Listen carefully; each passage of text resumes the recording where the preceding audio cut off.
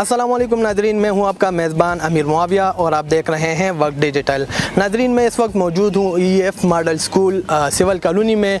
School इंतज़ामिया की जानिब से यहां पर कौमी जरगे का अहतमाम किया गया है। स्कूल इंतज़ामिया का मौक़िफ़ है कि कोऑपरेटिव हाउसिंग सोसाइटी की जानिब से मुबैना तौर पर स्कूल पर काबिज़ होने की कोशिशें की जा रही हैं, जिसके ख़िलाफ़ आज कौमी जरगे का अहतमाम किया गया है। इसी तरह उनसे जानेंगे कि कोऑपरेटिव हाउसिंग सोसाइटी की जानिब से जो स्कूल पर काबिज़ होने की कोशिशें की जा रही है, इस हवाले से उन्होंने मुतल्लिका हकाम से मुलाकातें की हैं या उनको मुतल्लिका हकाम की जानिब से क्या यकीन दहानी मिली है। इस तमाम तर सूरत हाल से मुतल्लिक यहाँ की जो प्रिंसिपल है उनसे भी बात करेंगे। इसी तरह खैबर पख्तूनख्वा कौमी जरगा के जो चेयरमैन हैं खालिद अयूब, उनसे भी बात करेंगे कि वो इस हवाले से क्या कहते हैं। अस्सलाम वालेकुम जी। वालेकुम सलाम जी। ये बताइएगा कि स्कूल इंतज़ामिया की जानिब से आपको रिक्वेस्ट की गई थी, इस सिलसिले में आपकी जानिब से कौमी जरगे का अहतमाम किया गया स्कूल में, क्या हिकमत अमली आप लोगों ने अपनाई है इस हवाले से? बिस्मिल्लाहिर्रहमानिर्रहीम। चूँकि हमारे इस फोरम का जो नाम है वो है पख्तूनख्वा कौमी जरगा।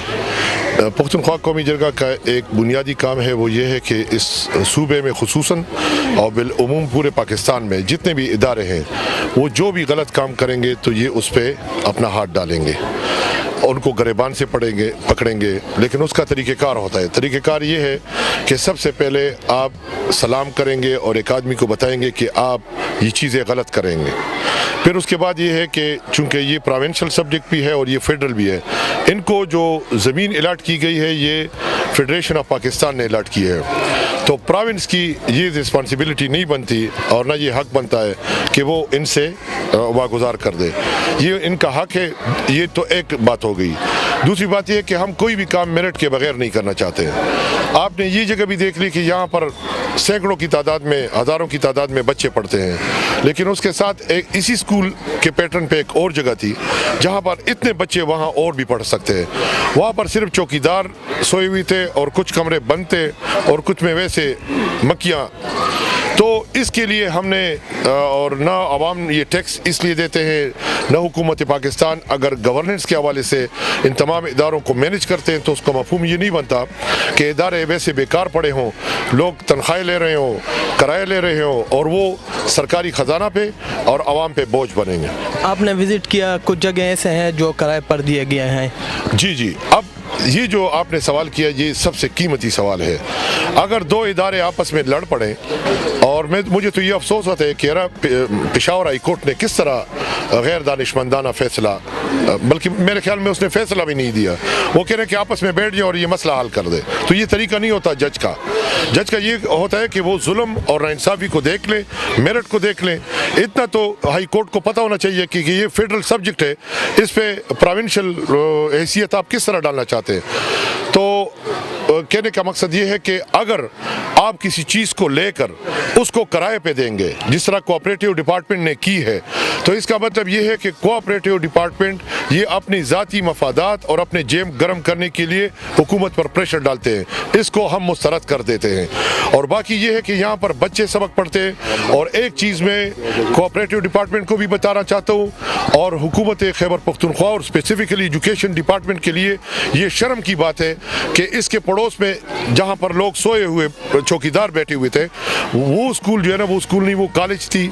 और उस कॉलेज को उसमें से जो बच्चियाँ थी उसको निकाल के वो अभी किसी और जगह पर है और ये कॉलेज वैसे वीरान पड़ा है।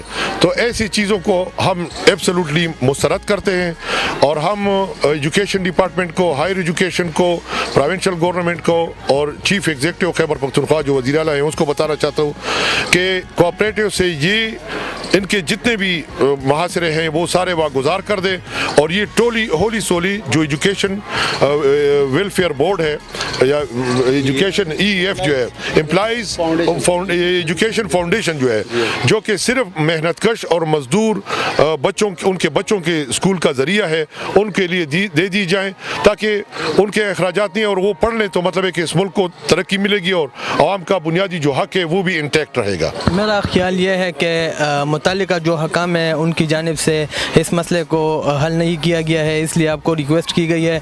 अगर ये मसला हल ना हुआ तो मुस्तकबिल में भी आप इनके साथ खड़े होंगे? जी, मैं आपके इतला के लिए अर्ज़ करना चाहता हूँ कि मैंने कोऑपरेटिव डिपार्टमेंट के मशरान से बात की। उन्होंने एक बात तो कह दी कि भाई जो स्कूल है उनसे हम इन बच्चों को नहीं निकालना चाहते। तो एक चीज़ तो तकरीबन मेरे ख्याल में वो तो कामनेस की तरफ आ गई। अब दूसरी जो बच्चा है जो दूसरे जो नेक्स्ट प्रेमिसेस है जिसमें लोग सोए हुए हैं, उसको हम कोशिश करेंगे कि वही कॉलेज की बच्चियाँ इसमें दोबारा पढ़ें। और ये मैं हुकूमत को भी बताना चाहता हूँ कि उनके लिए ये जगह खोल दी जाए। यहाँ पर खूबसूरत कॉलेज है और वो वैसे वीरान पड़ा है, तो इनको अगर दे दिए जाए। अगर आपने कोऑपरेटिव के हक़ में ये फैसला दिया तो फिर वो इसी तरह किसी दूसरे इदारे को वो किराए पे दे देंगे। तो किराए पे देने का मतलब ये है कि उसको ज़रूरत नहीं है, और जिसको ज़रूरत है वो एम्प्लॉइज़ है।